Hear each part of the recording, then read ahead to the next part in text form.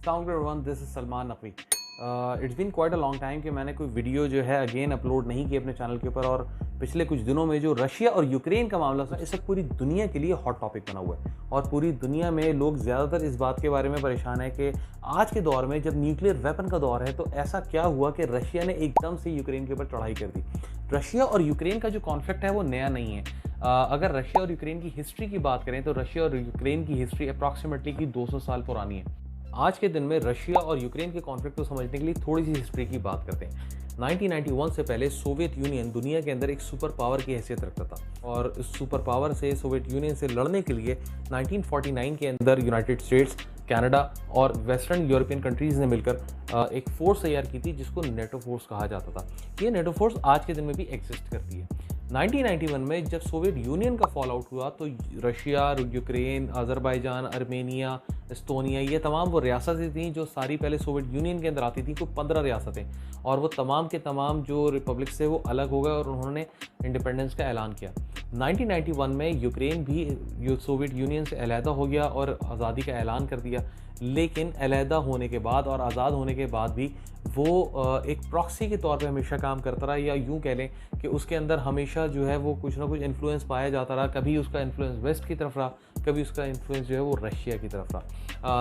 अब जो basic conflict जो राइज़ होता है वो कहाँ से राइज़ होता है कि जब सोवियत यूनियन टूटता है तो जो नेटो फोर्सेस थी, इन्होंने क्या किया कि इन्होंने मार्च शुरू किया है टूवर्ड्स जो वो रियासतें जो सोवियत यूनियन से अलग हुई थी, और उन्होंने वहाँ पे अलाई बनाना शुरू किया। बेसिकली नेटो फोर्सेस का जो मकसद था, ये जो आज के दिन में 27 ममालिक की जो फोर्सेस का जत्था है, ये क्या इनका मकसद था कि रशिया को जो है वो कॉर्नर करना। 2008 में नेटो का एक इजलास हुआ जिसके अंदर नेटो फोर्सेस ने इस बात का ऐलान किया कि at any point of time वो यूक्रेन को भी नेटो का हिस्सा बनाएंगे। अब यहाँ पे जो चीज़ थी वो पुतिन के लिए बड़ी क्या नाम है अलार्मिंग थी।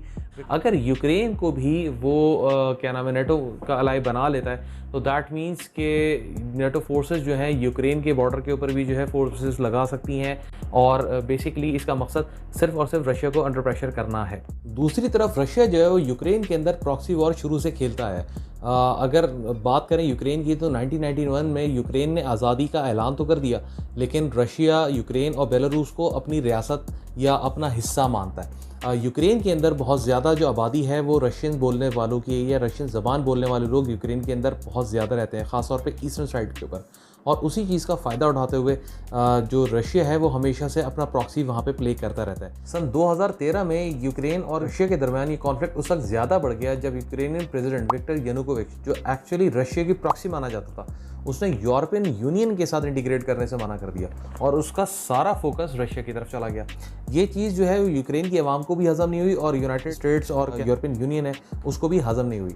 वहाँ पे जो विक्टर यानुकोविच है, जो यूक्रेनियन प्रेसिडेंट है, वो रशिया की तरफ जाना चाहता था, या वो अपने अलाइज जो है वो रशिया के साथ बनाना चाहता था। और दूसरी तरफ जो यूनाइटेड स्टेट्स है या जो नेटो फोर्सेस हैं वो चाहती थी कि जो यूक्रेन का इन्फ्लुएंस है वो यूरोपियन यूनियन की तरफ रहे। जो प्रोटेस्ट निकला उसके अंदर जो पब्लिक है वो सड़कों के ऊपर आ गई, और पब्लिक के सड़कों के ऊपर आने के बाद जो पब्लिक है, ये जो पब्लिक प्रोटेस्ट है, उसको यूनाइटेड स्टेट्स और यूरोपियन यूनियन की तरफ से सपोर्ट हासिल थी। हालात इस हद तक बिगड़े कि बहरहाल जो यूक्रेनियन प्रेसिडेंट है उसको यूक्रेन छोड़ के भागना पड़ा और वो रशिया भाग गया। यूक्रेन के अंदर जो प्रॉक्सी वॉर थी वो एक्चुअली रशिया हार रहा था, और उसका बदला कुछ इस तरीके से लिया रशिया ने कि जो उनका इलाका था क्राइमिया, उसको अपने कब्जे के अंदर ले लिया, या उसके बाद चढ़ाई कर दी। अब क्राइमिया को अगर समझना है तो क्राइमिया को समझने के लिए अगेन सोवियत यूनियन में जाना पड़ेगा, बिकॉज के 1954 के अंदर क्राइमिया वो इलाका था जो सोवियत यूनियन की टेरिटरी था, और सोवियत यूनियन ने यूक्रेन को फाइनेंशियल सपोर्ट के लिए, या जो उस वक्त जो यूक्रेन की टेरिटरी थी उसको इकोनॉमिक बैलेंस के लिए क्राइमिया वहाँ पे क्राइमिया का होल्ड उनको दिया था। अब क्राइमिया एक ऐसा इलाका है ईस्टर्न यूक्रेन के अंदर कि जहाँ पे ज़्यादातर जो तादाद है वो रशियन लैंग्वेज बोलने वालों की है, और सन 2014 में फाइनली रशिया ने जब इन्वेड किया है यूक्रेन के अंदर, तो जो क्राइमिया का इलाका है उसको सीज करके अपने कंट्रोल के अंदर ले लिया था। सिर्फ यही नहीं, क्राइमिया को कब्ज़ा करने के बाद सन 2014 में ही जो ईस्टर्न यूक्रेन था उसके जो इलाका था लुहांस्क और डोनेट्स्क, उसके ऊपर भी जो है वो रशिया ने अपनी प्रॉक्सी से मुराद क्या है मैं आपको थोड़ा सा आसान कर दूं। जैसे सोवियत यूनियन को तोड़ने के लिए कहते हैं ना, एक प्रॉक्सी यूज़ हुई थी विच इज़ तालिबान। तो वो उन्होंने अपने तालिबान टाइप के लोग जो है ना वो वहाँ पे छोड़ दिए, जो कि बागी ग्रुप था, और उन्होंने जो है ऐसा ऐसा करके उस जगह के ऊपर जो लुहांस्क और जो क्या नाम है आपका डोनेट्स्क का इलाका है उसके ऊपर जो है अपना होल्ड लेना शुरू कर दिया। इस पूरे इलाके को डोनबास कहा जाता है। अब ये जो एक इवेंट था इसने पूरी दुनिया के अंदर जो है वो एक बड़ा तहलका मचाया, और यूरोपियन यूनियन, यूनाइटेड नेशंस और इन सब ने बड़ा शोर शराबा किया, और इसके अगेंस्ट में क्या किया कि रशिया ने चूंकि इन्वेट किया था तो रशिया के ऊपर सैंक्शंस लगाना शुरू किए। रशिया चूंकि अगेन सुपर पावर, अब इकोनॉमिकली अगर देखा जाए तो रशिया बहुत स्ट्रांग मुल्क है। अगर रशिया की इकोनॉमी की बात की जाए तो रशिया दुनिया के अंदर 12% का जो ऑयल है वो प्रोड्यूस करता है, और उसके अलावा जो रशिया की जो गैस है, रशिया की गैस पे पूरा यूरोप पलता है, ख़ासतौर पे जर्मनी और जो यूके है वो काफ़ी हद तक जो है वो रिलाई करता है रशिया की गैस के ऊपर। बहरहाल जो सैंक्शंस थी वो लगना शुरू हो गई, और उसके बाद फाइनली जो अभी करंट इवेंट हुआ उसके अंदर सिचुएशन क्या थी उसको भी थोड़ा सा क्लियर कर दें कि अभी रिसेंटली जब ये जो नेटो फोर्सेस की पेशरफ्त ये हो रही थी तो उस वक्त जो प्यूटन है उसने एक क्लियर मैसेज दिया था नेटो अलाइज को, ये जो पेशरफ्त जो नेटो फोर्सेस कर रही हैं इस पेशरफ्त को रोका जाए ताकि वो अपनी सोवरेनिटी को बरकरार रख सके। बिकॉज अगेन अगर 27 ममालिक की जो फोर्सेस हैं वो रशिया के दर पे आके खड़े हो जाएंगे, रशिया के बॉर्डर पे आके खड़े हो जाएंगे, तो रशिया को भी एक पॉइंट ऑफ टाइम के ऊपर वो ख़तरा महसूस होगा। एक तरफ से पोलैंड है, दूसरी तरफ से रोमेनिया है, तीसरी तरफ से अगर यूक्रेन जो है वो यूक्रेन भी जो है वो अगर आके यहाँ पे लग जाएगा और यूक्रेन के ऊपर भी, यूक्रेन के बॉर्डर के ऊपर भी जो है वो फोर्सेस लगा दी जाएंगी, तो ऑब्वियसली परेशानी कहीं ना कहीं रशिया के लिए बढ़ना शुरू हो जाएगी।